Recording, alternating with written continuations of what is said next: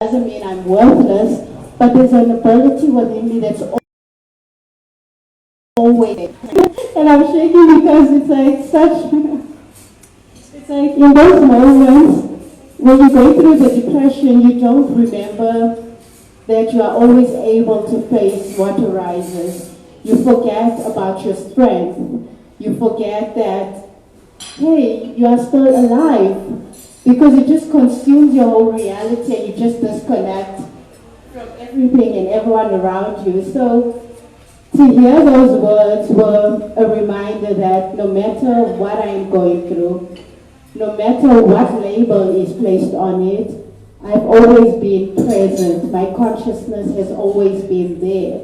My awareness has always been there. And that's why when I approach mental health, it's not about what you're diagnosed with or what label is put on you, but awareness, remembering awareness, recognizing awareness, connecting to your fundamental being. So, shukran, sister. That was courageous.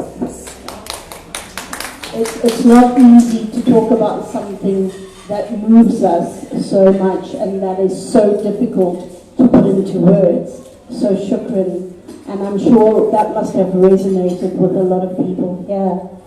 I'm now, are there any questions and comments before we go to our next speaker? Anybody want to share? And there's no pressure to share, but if you're comfortable to, please do. Okay. We'll move on to Sister Karen.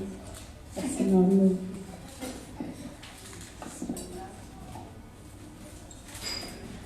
Assalamu alaikum, everyone. I just want to say,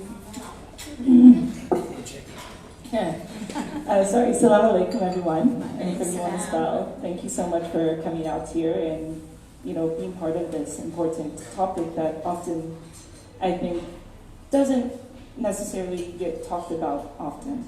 I also just want to say thank you so much to Amina and Zaid to this platform and this important discussion. And yeah, well done, Amina. Gosh. I mean, I'm so happy that you went first. But yeah, I'm also very thankful that, there's women like Amina, and I'm sure a lot of you that also have their own individual stories and experiences that can also pave a way and shine light into somebody else's journey with mental health, but also other things that you're going on in your life. So my journey with mental health has been quite a difficult one. And I would also say it's been a recent one. My conception of mental health there was no conception of it. It was very much, if you're going through a hard time or if you're having feelings and emotions, you have a few options. Either you can brush it underneath the rug or the mat, you can build a bridge and get over it, or there was very much this whole forgive and forget, which even with forgive and forget, there wasn't much, I guess, what does forgiveness look like and what does forgetting look like? Because for me, that's just essentially moving on and not worrying about it. I would say my mental health, I have to give, all credit to Allah because there was a point in my life where everything just seemed hopeless. It just, especially when my son passed away in 2014, there was no point to carry on living. There was no point to continue in this. My purpose was to be a mother and to, be a mother to this beautiful son and to see him have his children and for him to have this life. So when my son passed away, I had a very difficult experience. My husband and I, we agreed that our son was going to be raised Muslim, which alhamdulillah, we thought he was. And I wasn't Muslim at the time, but the way I was raised was that we sort of play hopscotch between religions, and we sort of take what we like from each religion.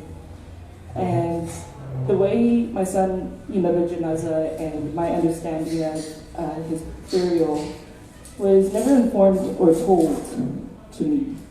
And I mean, looking back now, I understand that the way it was done, it was definitely procedure-wise, it was going according to protocol. It was just being done without any explanation to me as the mother. So I was extremely hurt, and I was extremely traumatized because at that time I thought they were taking my son away. They were sort of removing my rights as his mother, and those were the last moments I had with him, and they weren't, in my opinion, pleasant ones or happy ones. So, gosh, I wish my husband wasn't here because he's going to hear how he was right. They actually think there's something wrong with the car. You mind going to see to it? But after my son passed away, I vowed to my husband I was never going to become Muslim. And I was like, I'm never going to. I can't count how many times I told him I was never going to become Muslim. And, bless my husband, he had a lot of suffering with me during that time. And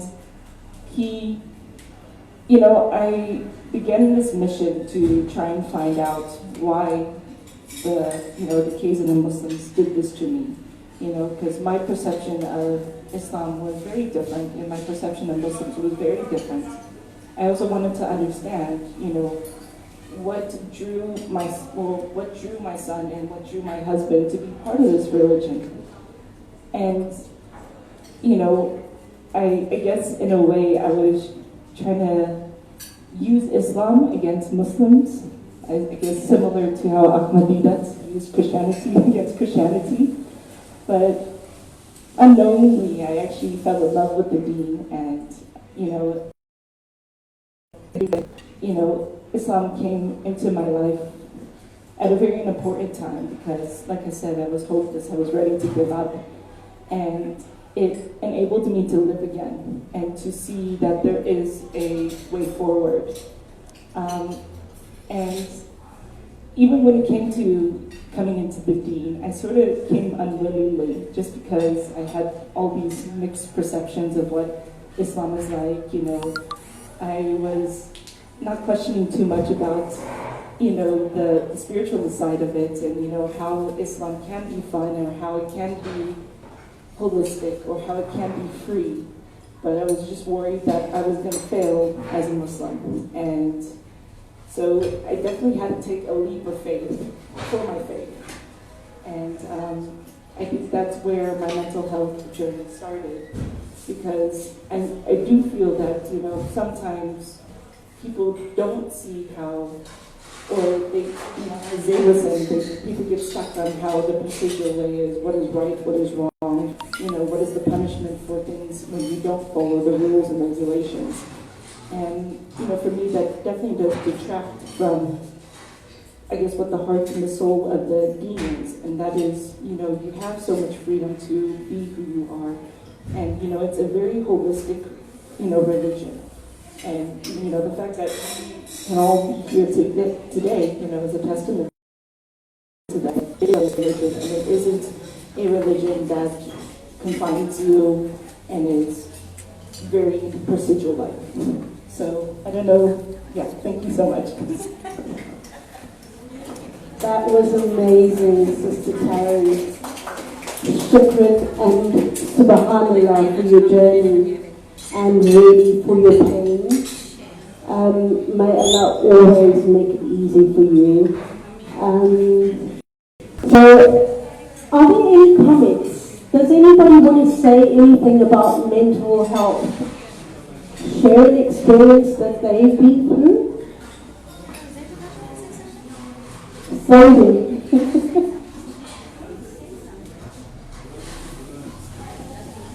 While we're waiting for someone to come up, I just wanted to share a few thoughts on one or two points that were raised by both the speakers now.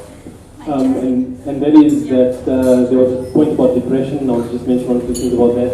And also about what Sister Karen just confirmed about our focus on doing what's right and avoiding what's wrong. And in the process, we lose the sensitivity about the human that is impacted by what is right and what is wrong.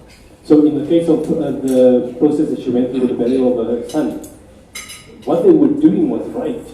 They made sure that the child was given the last rites of a Muslim and that they were doing everything according to protocol and Sharia and everything else. But they were completely oblivious to the impact of the people that were associated with that child that they were burying. And this is what I'm saying about when we have these discussions about what's right and wrong, we need to focus less on what's right and wrong and focus more on what is the human experience behind it. Because we are so focused on implementing the Sunnah that we have lost sight of the character of the Sunnah. And that's hopefully, inshallah, one of the things we want to raise more awareness of through these engagements. The other point I wanted to raise was the issue about depression and how that loads us into a certain mental space. Because, yes, you experience depression, but does it mean that you are suffering from depression? We can have the debate, but not yet. What we want to say, though, is that what we use to decide behavior is exactly that. It is a description of the behavior that we are observing in someone else. And just because we might have an agreement on how we want to describe that behavior or that experience of theirs in a similar way, it doesn't mean that is how they are experiencing it or what they are intending by it. So when it comes to mental health especially, because we're so focused on right and wrong, we start assigning labels and then we start defining what right and wrong is relative to that label. And that's how we lose sight of the human behind that experience. So when you see bad behavior, automatically you use that, one of the hottest terms that's been around for a while now is narcissism. Right? So, everyone these days believes they're married to a narcissist if they have problems in their relationship. Whether the behavior is narcissistic in nature is one thing. Whether the person is deliberately and maliciously intending to be narcissistic, a completely different issue. And that's the differentiation we start making so that we can connect with understanding rather than judgment. What am I going to say? You can speak from your heart, sister. I'd like to introduce Sister Zoe.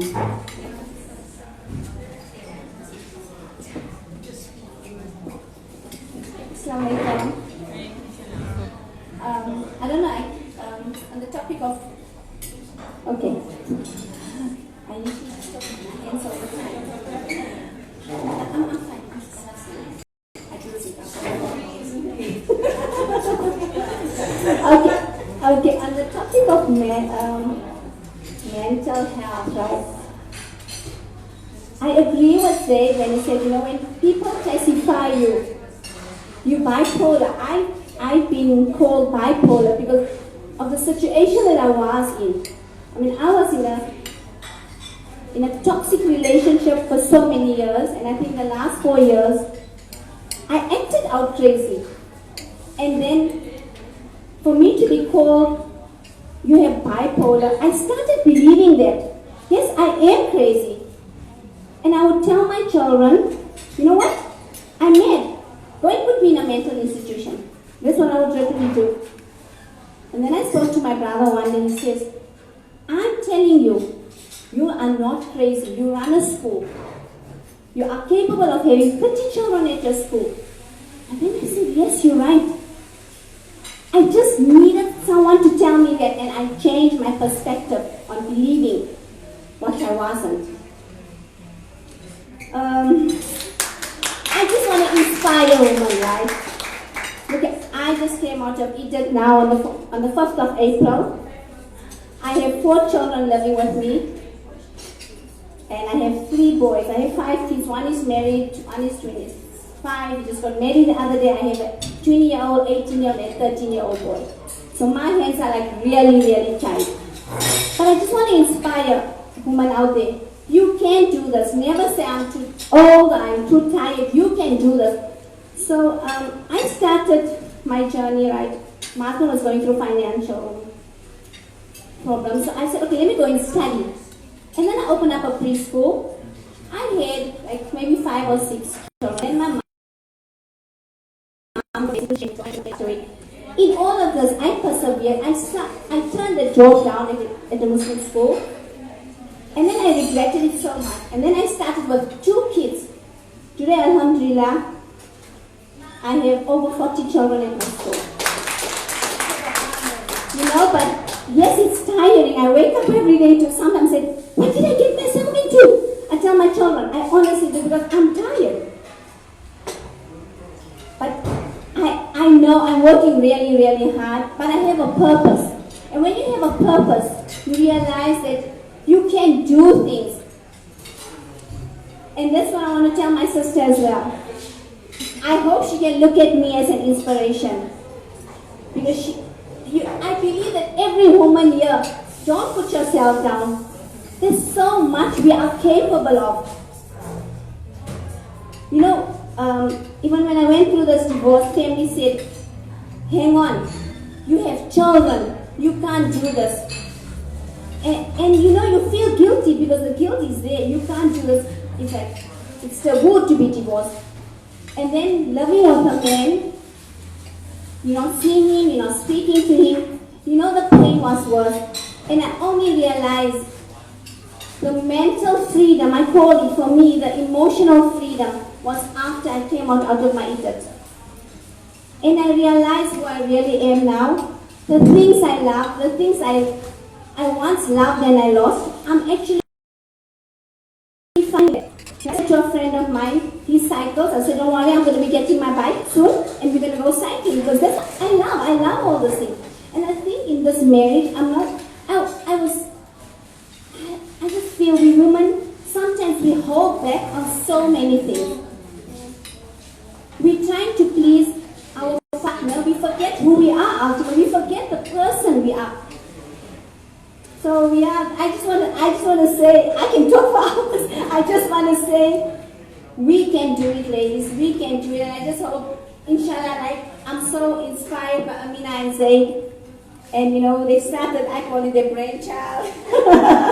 Inshallah, we're going to grow from strength. We're going to grow from strength to strength, right? Jazakallah so much. Assalamu alaikum. Please celebrate Sister Zaid. Wow, what a powerhouse. And I love what you said when you said we are going to do this. Because the one thing that is really important for Zaid and I is for everybody to realize that this is your platform, not ours. We are just the enabler of the platform.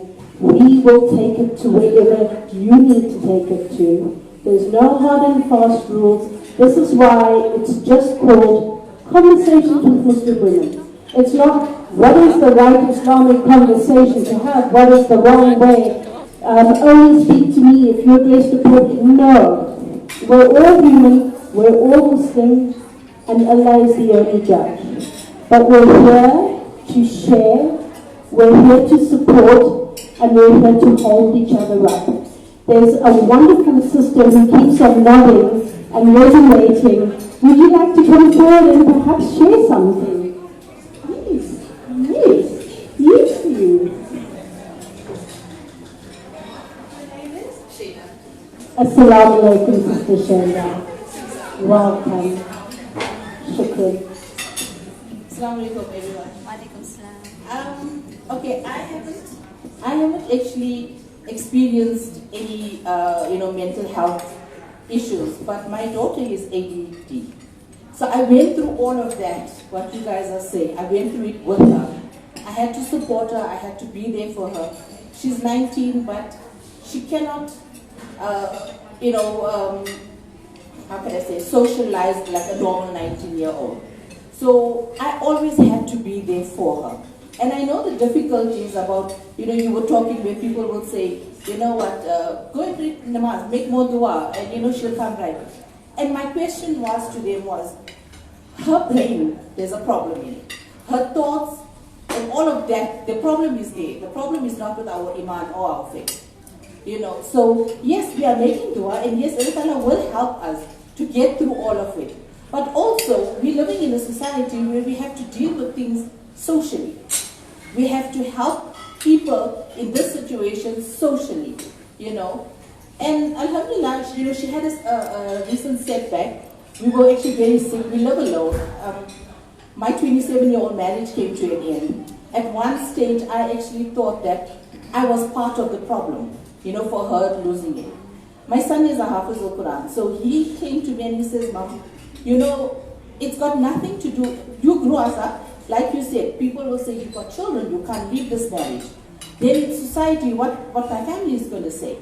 But it's not like that. You know what, would you rather stay in a marriage and be abused mentally, physically, socially, whatever it may be, or would you want that freedom of thinking for yourself and being there for your family, your children? That same children that if people are saying, don't leave this marriage because of the kids, those kids are getting ruined in that marriage. I'm lucky in the sense that my kids stood by me. They were adult enough to come. Shanawaz came to me and says, Mom, you know what? You did whatever you had to do for us. Now you need to do what's right for you. And if it's right for you to walk away, you walk away. And I've always taught my children, never mind what the father did, or you will never lose respect for him. He is your father. Till the day you die or he dies. But he will always be your dad. And I'm glad I did that, because at the moment they have a good relationship with him. At the moment my daughter is with him for the weekend. She used to refuse to go to him. But, talking to her, and now that she got better after her setback, she suffered anxiety, she just wouldn't stand still. Her hands would just move, and anything I said to her would just fly over her head. She just wouldn't hear a thing. And I was very worried. Because how am I going to deal with a 19-year-old child that's going through this? And alhamdulillah, she's doing very well now. She recovered from whatever it was. Now when you ask her, she tells you, she says, yeah, I just went cuckoo for a little while. But, she's fine now. But like, women, we underestimate ourselves. We underestimate our strength. And I'm not dissing any men, any chance, but we are underestimated in a lot of ways. People think, I still believe that we are much stronger mentally, and sometimes even physically, to a man. So, don't underestimate yourself. Don't think that things are so out of hand that I can't cope, I can't help, handle it. You can. And, that's my little bit of inspiration to women. I would love to, like you said, I can go on and on talking. I think sometimes I'm ADHD a little bit. But, we are important. We are important, and we need to do whatever we need to do. We do it for ourselves first, before looking outside and looking at society. Society is not there. You are battling and suffering within those four walls. You are doing it on your own. So if you can do it within your four walls, you can do it outside as well. Jazakallah. Alhamdulillah. Look at that crown on that queen shining so brightly. That is amazing. I just want to say shukran for both sisters for sharing. This is just coming from my personal opinion, so hope you guys don't take offense. I also have been diagnosed with ADHD, so I understand, I think, the similarities that your daughter has gone through. And I find that the problem is that people are making social disorders, mental illnesses, disabilities as a problem. They're not the problem. They're not. And I think, by saying, oh, there's a problem in your head, or there's a problem with the way you are, it just works even more into feeding, I guess, that bad wolf. Feeding into those insecurities that one already has about themselves. And it takes such strength and such bravery to understand this problem, or how you are different from another person. So I think there's also a huge discussion does need to be amongst what stigma and shame does to somebody. And there's a perception that different is bad or different is a problem. Because I mean, as you could probably tell, there's a lot of differences that I have here with a lot of people here. but I view my differences as strengths rather than something to be ashamed of or some problem that I need to work through. Another thing that the first sister brought up, apologies, I'm not good with names. So, I also feel that, you know, as much as we hold back, I think it takes a lot of strength to step up and to be brave and to question and to seek out help. I think it's easier for security. I feel that women, and hopefully nobody takes offense to this, but I think we seek out security and comfort over what is hard and difficult and growth and healing. And there is this perception that healing and growth is easy, and it is not. It is not easy. It's challenging a lot of the times, actually most of the times, or all of the times. And we need to build calluses in our minds. We need to build calluses when it comes to important questions as to the step forward. But I need to add a little to this.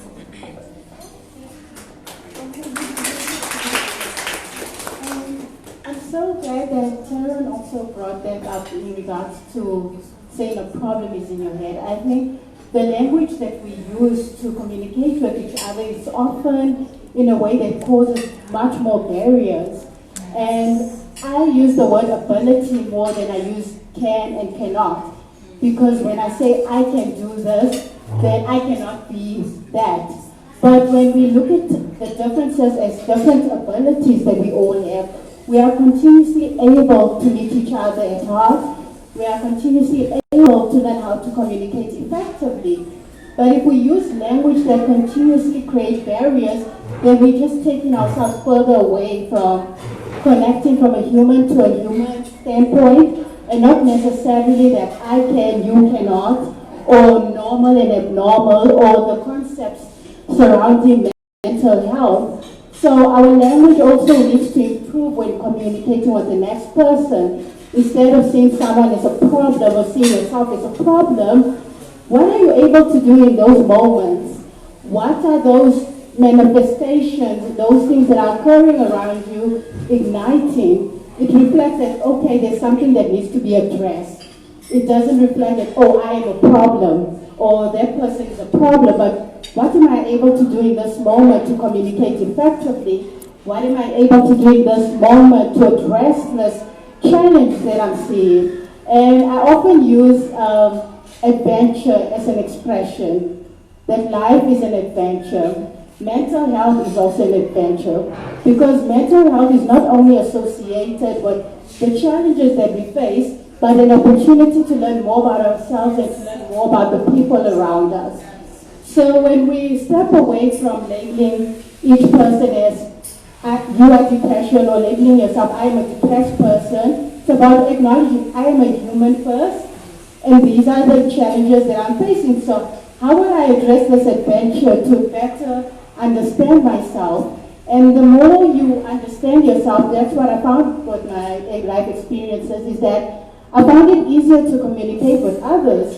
And one of the examples is that I was volunteering at a school where people were differently abled. And one of the students was not able to speak. And all she did was sit next to me, and I held her hand. And I never used any label to describe whether, like for example, deaf or being disabled or any forms of mental health challenge or physical challenges. I just acknowledged that, okay, you are a human. This is part of your life adventure. How can we continue meeting each other and communicating effectively? And just by doing that, I recognized that the children began to respond much more holistically. And there was no barriers in communication any longer, because I didn't see them as a problem, and they didn't see me as someone different, but just two people interacting with different abilities. Wow, talk about putting the human back into humanness. That was amazing. I think what's coming out as a pattern is that everything that we're going through is really real. but it does not define us, and we don't want to be boxed into that box. If we are just in a space where at this moment in time we are feeling certain things that are associated with depression, anxiety, grief, ADHD, that it's not the label, it's just the experience. We still are who we are. We're just going through something at the moment. And if anything, if this platform can just hold every single person, you don't have to always cope. Sometimes it's fine to say I'm not coping. This is what it's true. We're human. We have to be vulnerable. We have to be weak. We can say this is not fair. We can say we're in pain. We can say, guys, I'm not dealing with this. And it's fine. I think we put society, especially, puts this great expectation on women to be these superhuman characters. You know, we have to do this. And who said? Did our beloved Creator come down to you one day and say, Amina, you have to A, B, C, D? Or is it my mind telling me that society expects of me the following and therefore I must? So, Sister Farana. Do I have to come up? Yes, it can't reach, honey.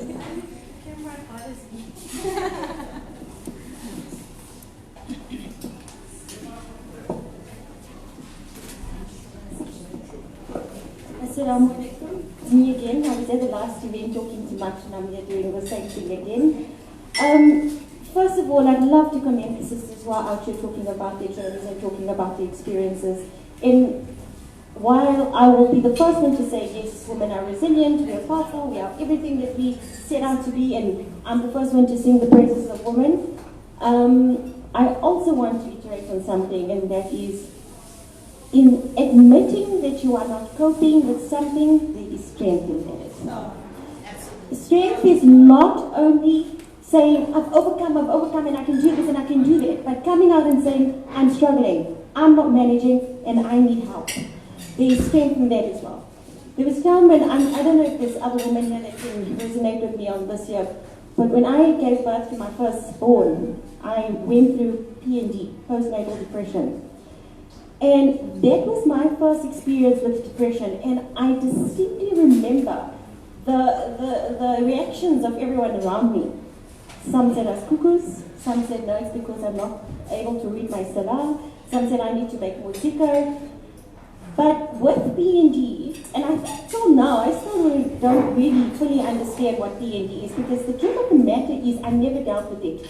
It was only 2 years later, after experiencing that, then only did I get diagnosed and said, you're going through this, and it's 2 years later without dealing with it. 2 years later, and it was still manifesting in my life. And that particular person, that counselor, that psychiatrist said, my dear, you went through a very bad dose of PND, and you're still not over it. And I had to sit back and say, okay. But at that moment, after 6 months of whatever, getting my child into a routine, and I was super mom because I was coping, and that is what was going on. But 2 years later, it turned out that I wasn't really coping. And 2 years later, I had to finally deal with the PND.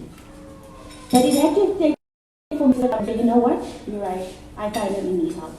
And I dealt with it. And then came depression after my divorce.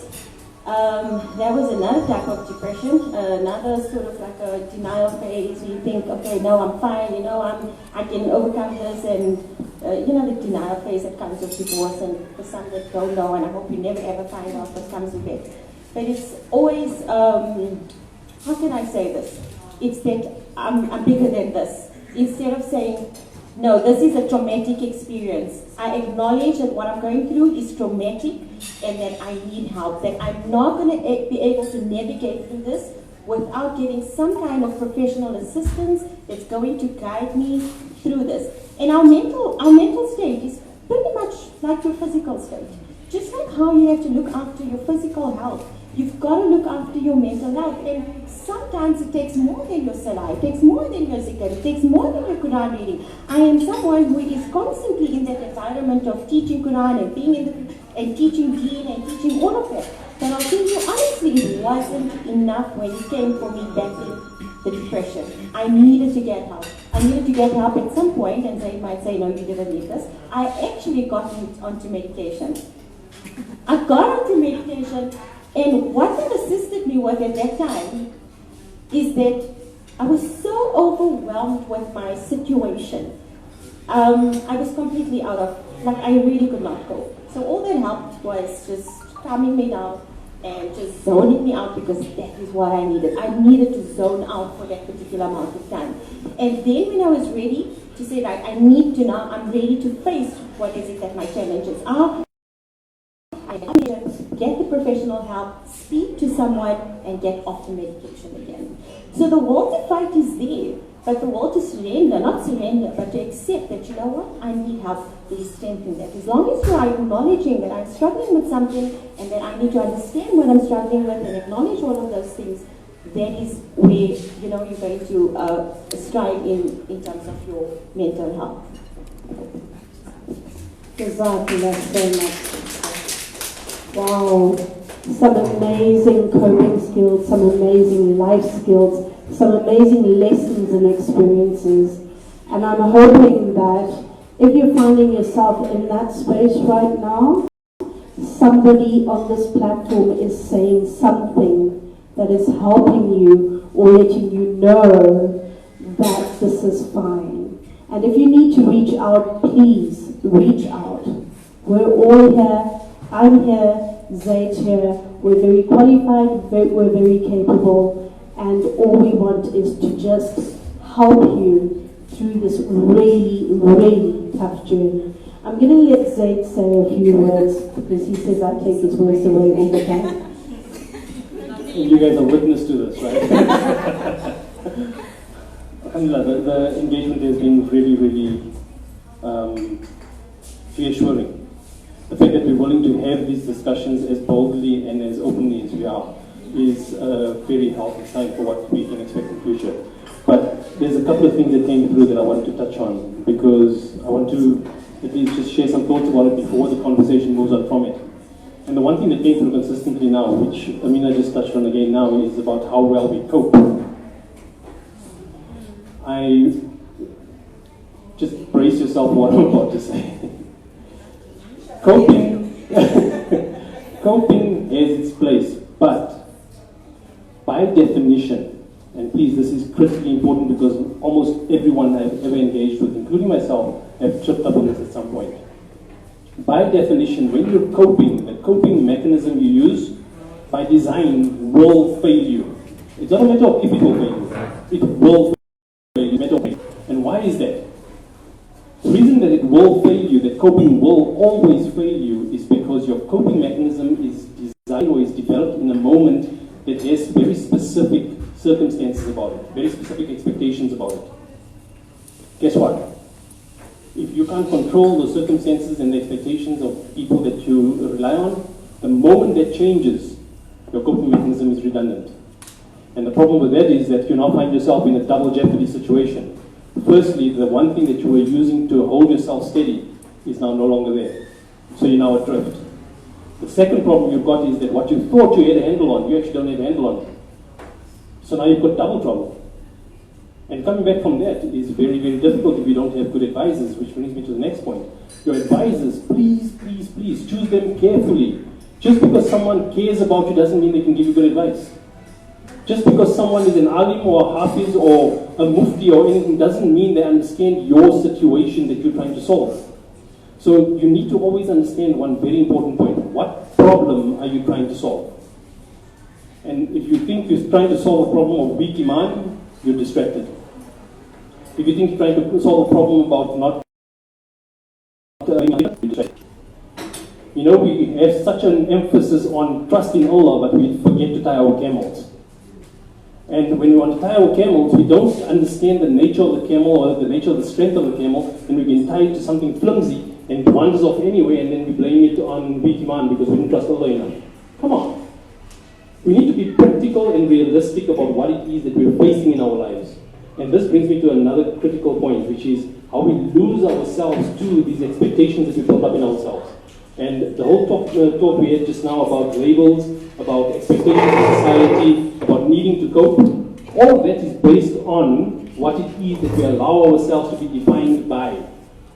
Now, you must be thinking, why on earth would we want to define ourselves by something that is harmful to us? Remember what we said at the beginning? We all know what's the right thing to do, we just don't understand why we don't do it. And you wouldn't feel like something is wrong if you didn't know what right felt like. Think about that. If you didn't know what right feels like, you wouldn't understand or have that gut feel that, no, something is wrong here. Otherwise it would feel normal. So this is where you need to start questioning and introspecting and understanding what problem are you trying to solve. Like, let's stay for the kids. Is that the problem you're trying to solve, or are you trying to solve the problem of a lack of understanding or harmony between the adults? What problem are you trying to solve? And that's why when we get to discussions about mental health in our community, inevitably someone is going to tell you, make sabr, strengthen your iman, make more salah, make more dhikr. All of that has its place. But that's trusting in Allah. That's not tying your camel. And Allah says specifically, tie your camel and trust in Allah. And we need to understand why it is that we're failing at tying our camels. When we start understanding that, we'll be able to solve the right problem now. And then we won't be defined by the labels that people place on us, because what happens is that when someone says you're depressed, you're bipolar, you're narcissistic, and we buy into that and we start doubting ourselves, what we effectively do is we actually create a self-fulfilling prophecy, because now you've become defined by this label that someone has put on you. And what do you do next? You try to cope. I've got ADHD, so I need to cope, and I need other people to protect me from certain triggers and environmental influences because I've got this condition. No. Behind all of those labels, behind all of those experiences, there's a human being who is struggling to understand why they are driven to do the things that they are doing. And if we connect with what is that understanding of why we are doing what we're doing, then we're solving the right problem. And this is what we need to really spend more time discussing, inshallah. Shukr, Brother Zaid. I think a really key point that resonates for me there is the tying of the camel. You know, Allah subhanahu wa ta'ala sends us many signs in our life. And it's the not dealing with it, Sister Farana. It's the ignoring it. It's the, if I read this zikr 50,000 times, it'll be fine. But you're not stopping, because your body, your mind, your spirit, your soul is telling you that something's wrong. So it's like driving your car and you see smoke come out the engine and you say, Ya Allah, I'm just going to read zikr and I'm going to get to Cape Town.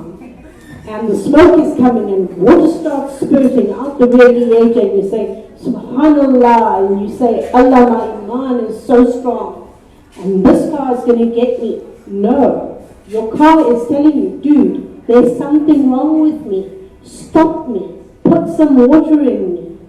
Maybe let me cool down. Maybe my tires are flat. And that's the same with us. And these are all signs from Allah. So how would Allah subhanahu wa ta'ala give us a condition if He wanted us to ignore it? He's giving us a condition so that we work through it, because there is a learning that He wishes for us to have from that. And sometimes the learning is, after 29 years, I deserve a better life, and Allah wants nothing more than for me to live in a loving universe. Sometimes, it's my husband, after 29 years, it's saying, Shukr, Alhamdulillah. All those fights and all those arguments and all those near-death experiences, his, not mine, have taught me something else, you know. And maybe it's teaching your daughter what a phenomenal mother looks like, right? Maybe it's learning about P&D, so inshallah, when your daughter, when your son-in-laws, when your daughter-in-law goes through it, You know the signs to help her. So always just stop and say, what is the learning for me? Because this too shall pass, right? With every difficulty there is ease. This too shall pass. But it doesn't mean that we need to wear this as a badge and suffer from it. It's painful, and it's ugly, and it's nasty, and it's chaotic, and sometimes it's just messy. And that's fine. That's really fine. You know, talk to the right people. If you have a headache and you're in your 30s, you're not going to go to a pediatrician, right? You're going to go to the right person. If you have heart problems, you're not going to see a podiatrist. So put your issues in the right hands. This is again why Allah subhanahu wa ta'ala has created so many people. If the answer lay in only one alim, one mufti, there would be no doctors, nurses, therapists in this dunya. There would be no knowledge that Allah imparted to us to learn these things to help our fellow humans. There is no one size fits all. There is no one answer to everything. And this is what we're trying to say when we're talking about mental health. Don't put it in the box with everything else. It's a different situation. It's a different problem. Right? You're not going to take blood thinners if you have a sore toe. You're going to take the right thing. Even in dua, there are certain duas for certain outcomes. We ask Allah subhanahu wa ta'ala certain things by using certain dua.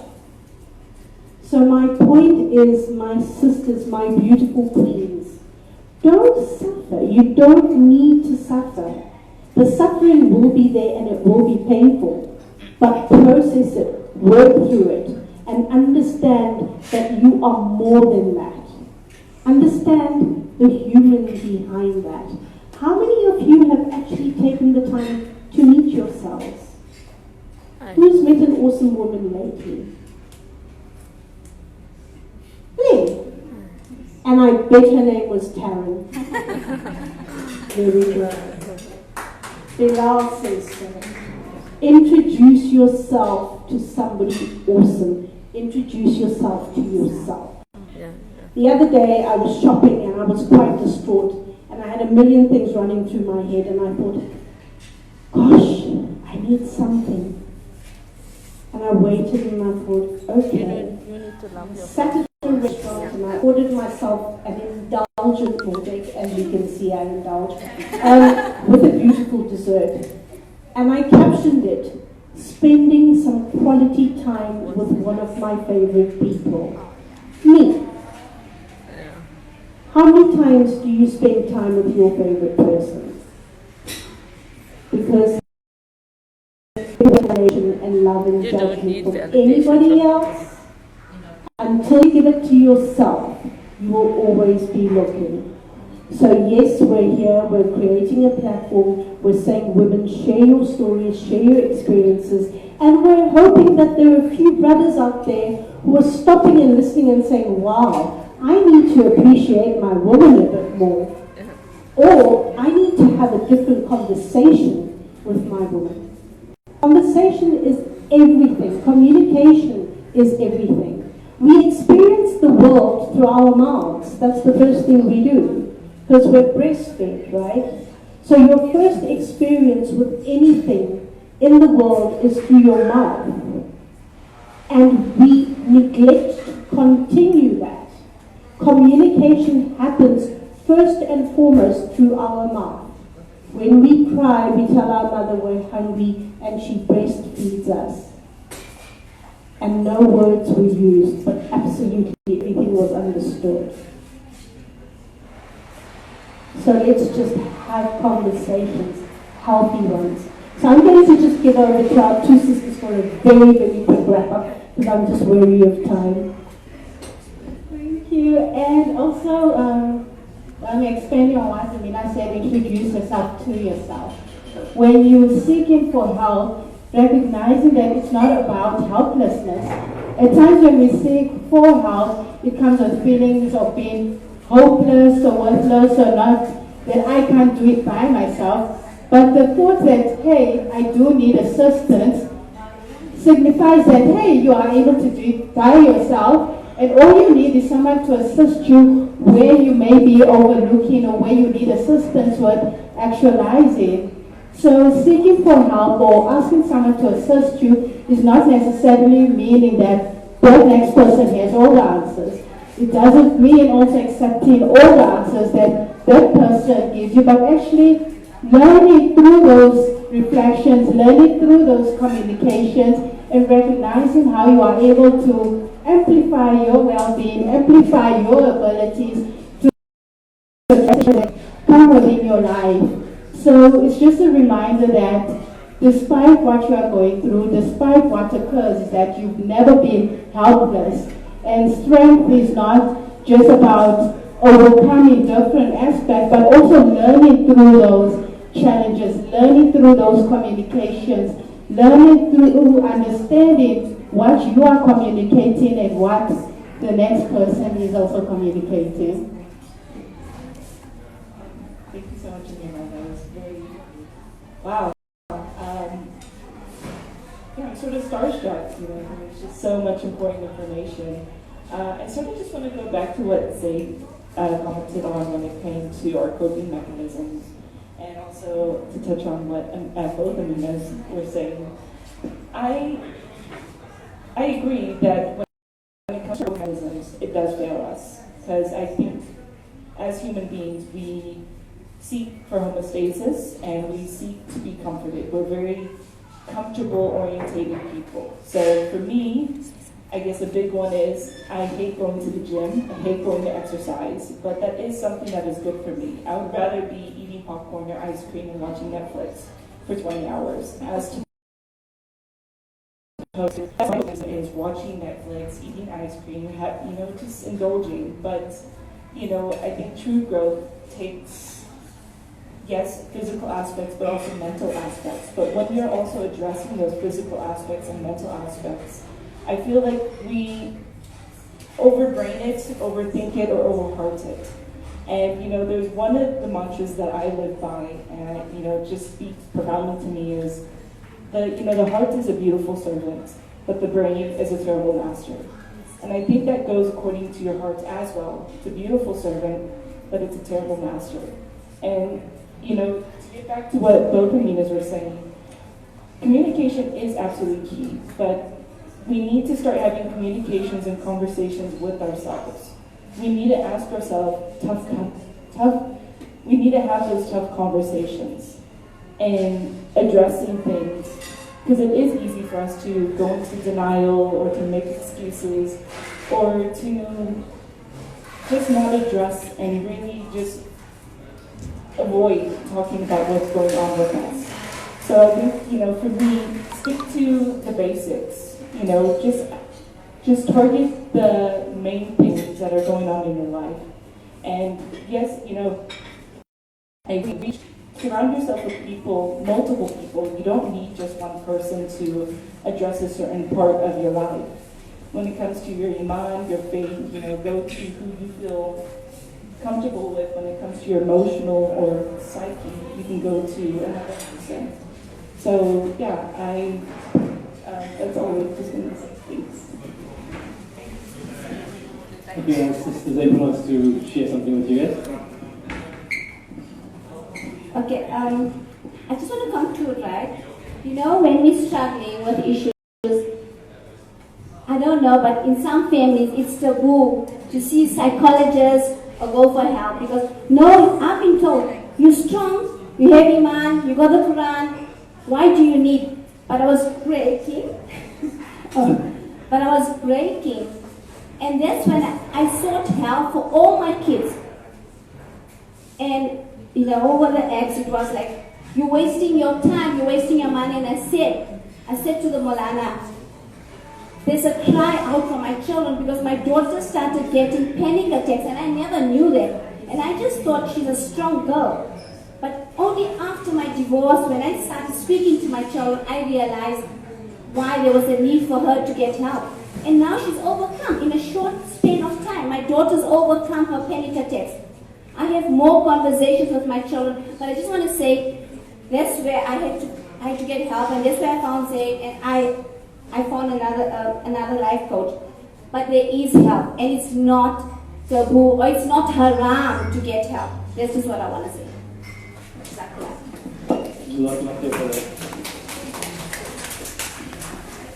While we're waiting for my partner in crime to get back to her seat, I just want to touch on a few points that's come through. And the one thing that I want us to have when we leave here is not just to feel inspired, because the feeling of inspiration you get when you look at your social media feed in the morning or your WhatsApp groups and you see a really wonderful quote, and the next thing you get a message or you get someone demanding something from you and inspiration gone. Right? So we don't want this kind of fleeting moments of feeling good about ourselves and then going back to life. Because that's part of the problem we have, is that we create all of these compartments about what life is about and where we fit into it. And that's part of the problem. Because when we start separating ourselves, or causing separation within ourselves about who we are and what it is that we're dealing with and what it is that is expected of us, we lose ourselves in the process. And this is a very, very important point, because if you lose yourself to your service, to your duty, to your role, how can you hold someone else accountable for not understanding you better, for not knowing the real you? You haven't shown that. You haven't shown the world who you truly are, what the human is behind all of that service and all of that duty, and then you slump back feeling as if you're invisible. Because chances are you've lost yourself to the duty as well. You've lost yourself to your role. And if you're going to lose yourself to your role, it causes other people to take you for granted.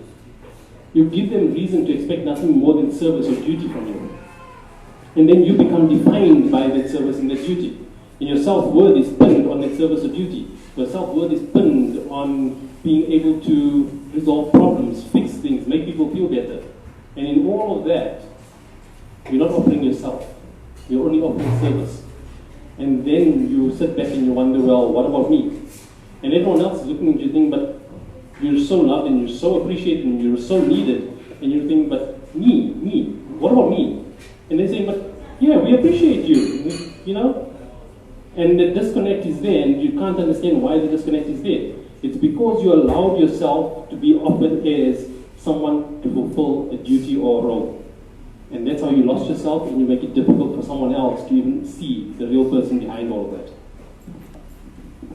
Thank you, Zaid. I step away for 1 minute and people can say the mic. Okay, so we have somebody, Anisa Kareem Kassim, who's asked a question. How do you respond to individuals who know your story but remind you that when the Prophet ﷺ was taunted and humiliated, for example, he retaliated with silence, and that this was what we should take? Follow the Sunnah and let Allah subhanahu wa ta'ala take care of those oppressors. Guys, we're not encouraging a revolution. We don't want to create war. And yes, the Prophet ﷺ is the ultimate example. We are human. We can only strive to be as good as him, and we never will be as good as him, but we must follow the Sunnah, right?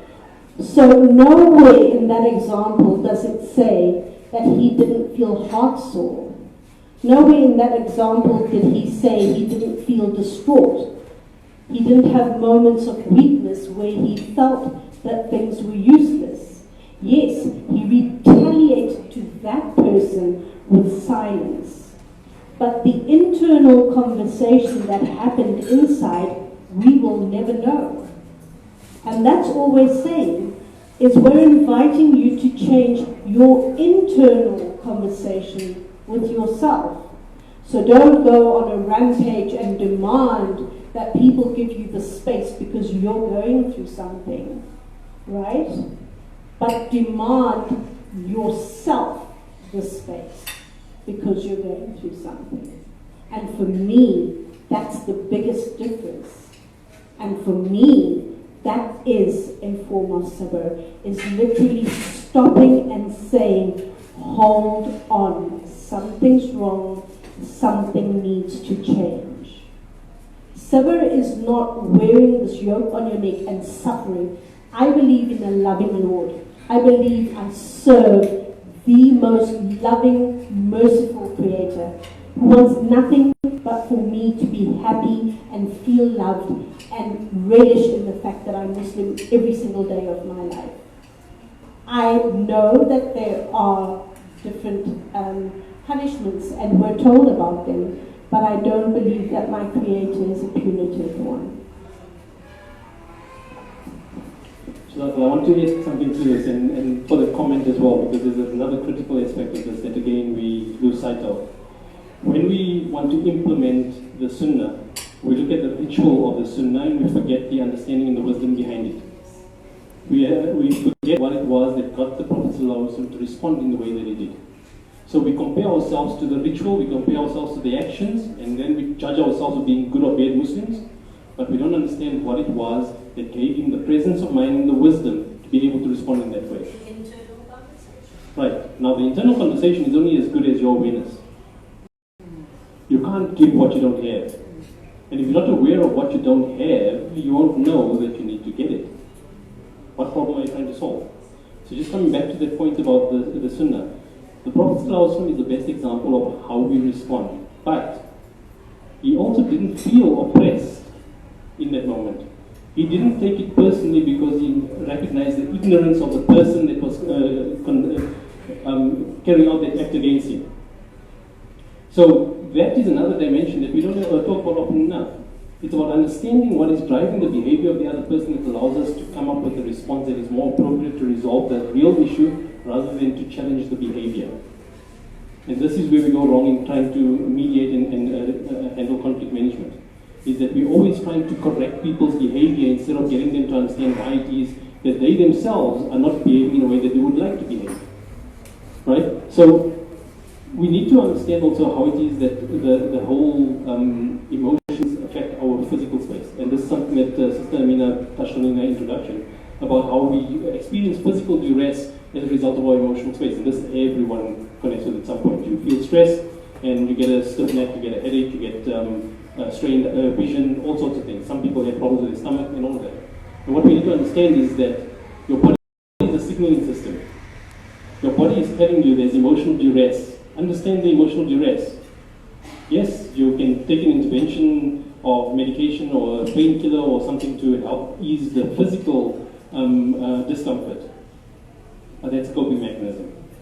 If you don't address the emotional duress that's bringing about that physical manifestation, guess what? It eventually becomes a chronic condition. And this is the balance that we're lacking. This is the lack of understanding about how it is that we're so driven by right, wrong, good, bad, symptom versus root cause. If we don't recognize that we're actually dealing with symptoms and we assume those symptoms are actually root causes of the problems that we're experiencing. So I don't want to be too theoretical about it. So I'm going to try and ground this in a very simple. How are you supposed to maintain a train of thought if you've got someone like this? But seriously, I want to re-emphasize the point about how it is that we allow ourselves to be defined by the expectations that others have of us. Just because someone expects you to be a martyr doesn't mean you have to be one. Just because someone expects you to sit back and take it every single time they want to dish it out doesn't mean you have to do it. There's another hadith that I always like to remind myself of. It's about the fact that a Muslim or a believer is one who assists the oppressed and the oppressor. And the oppressor. The way you assist the oppressed is easy. You uplift them, you support them, you give them assistance. How do you assist the oppressor? You seize the hand of the oppressor. You prevent them from causing oppression. And how is that assisting them? You are preventing them from doing something that's harmful to themselves as well as the people around them. So this pacifism that is set in, that's not the Sunnah. We are required to enjoin what is right and forbid what is wrong, not remain silent and make sabr. Okay, I'm just taking this away from my oppressor now. Yeah, sure. What would an example be seizing the hand of the oppressor? What would? An example, like, what would that look like? Okay. So, She did ask me the question. See, I rest like it. Men are oppressed. Okay, no, seriously. So what does it look like when we say seize the hand of the oppressor? It doesn't always mean you have to respond physically, right? If there's physical harm being done, you need to prevent that physical harm from continuing. But you need to also understand what are you doing that's enabling that oppression. When you remain silent, you enable. When you don't challenge, you enable. When you don't look to understand and you feel oppressed, you enable. When you lose your agency, we like to talk about agency when it comes to these things, right? When you give up your right to have a voice in that moment, you enable. And that's how you don't seize the hand of the oppressor. You want to seize the hand of the oppressor, you must be concerned, like the hadith also tells us so beautifully, that a believer is one who wants for their brother what they want for themselves. You must want that person who is being oppressive, you must want better for them, because you want them to also be a kindness and a gentleness and a benefit to others. You don't walk away from them and allow them to continue to destroy.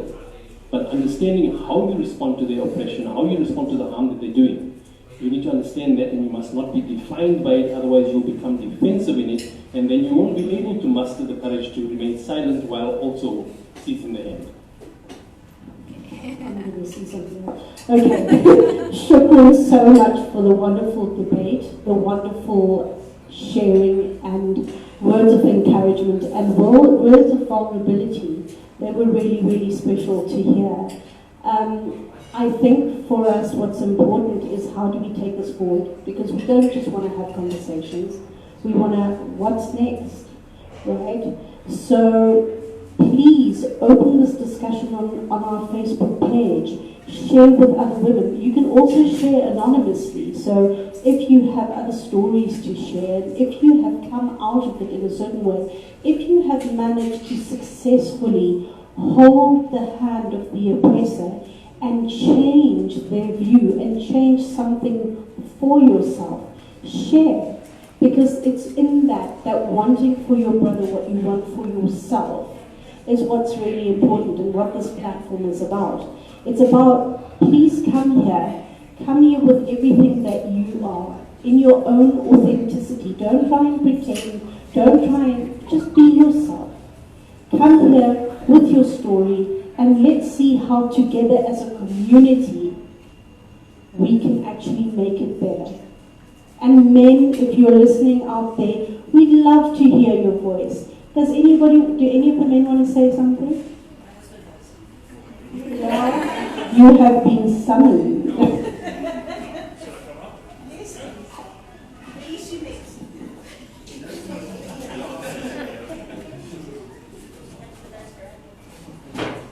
Assalamu alaikum wa rahmatullah. Bismillahir rahmanir rahim.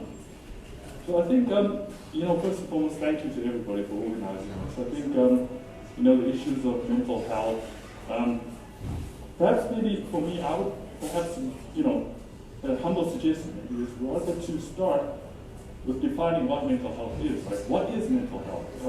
I think that's probably the question, because when I used to think about mental health, right, I always used to think that maybe somebody who's depressed or, has PTSD and all of that. But I think one thing that I've learned, right, one thing that I've learned with mental health, right, is that it's a condition or something that prevents you from performing your daily activities. I think that's what we need to understand about mental health, right? Somebody also mentioned something about the labels, right? And so about 2 years or 3 years ago, I started looking at disability rights, right? What are the rights of persons living with disabilities? And I think that, with disabilities, right, we like to say that person is blind, that person is deaf. And I think that we do a lot of harm. I think somebody mentioned the impact of words and labels, right? I think that we need to start actually adopting a new language. For example, that is a person living with a disability as opposed to a disabled person, because when you use the verb to be, you categorize that person. That person is, has an ability, right? But it's different from ours, right? So that person has different challenges, but it doesn't mean that that person is disabled per nature. It's not. There's no haram about that, right? So let's first and foremost acknowledge that, right? That there's nothing wrong with the person who's living with a disability, right? 2, mental health issues, right? So I think here, once again, we need to break the stigma, right? Because I work with refugees who are being resettled to different countries. And so when you actually sit down with the refugees and you ask them what their life story is, I mean, I've heard some horrific things, right?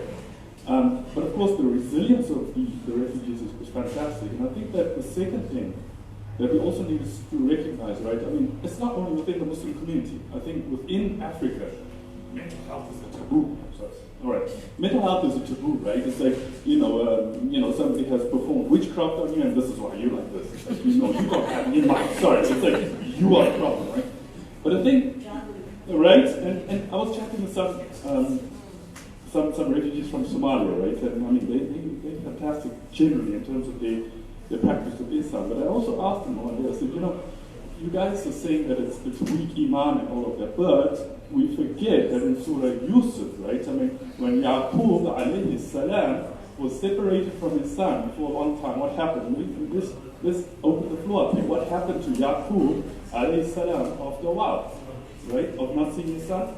His eyes became, right? So, healthy mind, healthy body, right? We also need to recognize that, that if Yaqub, I mean, who was deep in his faith, hopefully, I'll probably never have his iman, right? But if that happened to him, who am I, right? So I think that this conversation is necessary, right? And last thing, I'm sorry for hijacking this conversation, but I mean, I have a friend. I mean, if anybody knows about the Canadian winter, I mean, it's like -20, -30. That's unheard of here. I never know that kind of cold, right? But he had issues of anxiety, he had issues of rage as a result of the change of climate, right? And he's really, how can I say, well grounded in his iman.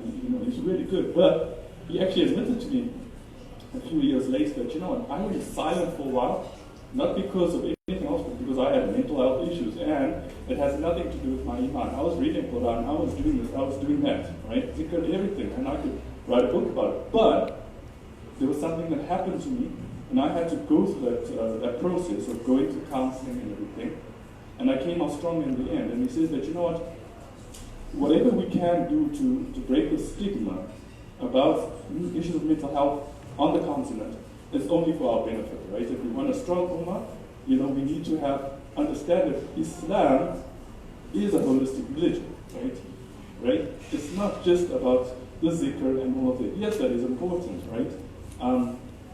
But I think that ultimately is that, we need to forget, I think Zayd said that the issue of compassion, right? And I think that when Muhammad sallallahu alayhi wa sallam used to meet with the Sahaba and all of that was pure compassion, right?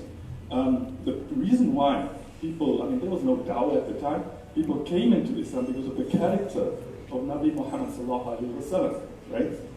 It's the compassion thing. We need to understand that counseling has always been done. It's just in different ways. Maybe you'll go and see your granny and she'll tell you, and you feel so much better after going to speak to your granny, right? So we need to counsel on each other. We need to counsel each other onto the right path, Sirat al-Mustaqim. We need to start doing that and understanding that, stop the stigmatizing, right? I think that's not going to get us anywhere. We need to help each other, that we as an ummah can be better together and stronger, inshallah. Oh, wonderful. Wow. Shukran, brother, for showing up for your woman and all the women here. That was very refreshing. Any other main things to say? No, Nadeem is not even looking at me.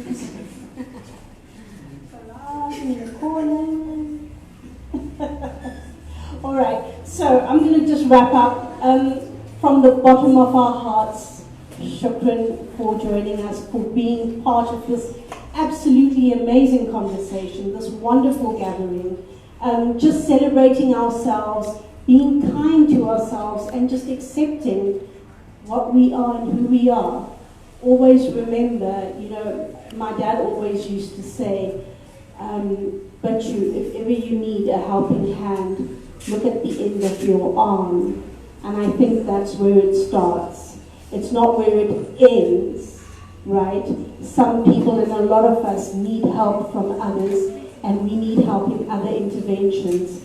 But the help needs to first and foremost come from the end of your arm. Reach out, recognize, celebrate, and acknowledge yourselves. Everybody, thank you for coming. Thank you for my daughter for monitoring, Nasila, for monitoring the odd Facebook the live streams that were very, very haphazard today because of the connectivity. But we hope to see you soon. And if there are any other topics, we've got amazing topics coming up, so keep an eye. If there are any other suggestions, please let us know. Communicate. We love engagement. And have a safe trip home, and we'll see you soon, inshallah. Assalamu alaikum. Just a final thing, there was one comment on the Facebook feed that was questioning whether we could establish a women's shelter. This platform, unfortunately, is not geared towards that. This platform is intended to raise awareness and understanding. And inshallah, anyone that might be open means or be connected in that space, welcome to get onto the group and respond to the person that requested this assistance and take it from there. From our side, Jazakallah khair for everyone's participation and your support. And I just also want everyone to understand that we will still be around for a little while after this event is done, so we can continue some engagement if you weren't keen to come up here and take the mic. So we'll be available for a little while, and inshallah we can continue this amazing discussion that we started. Jazakallah khair. Assalamu alaikum.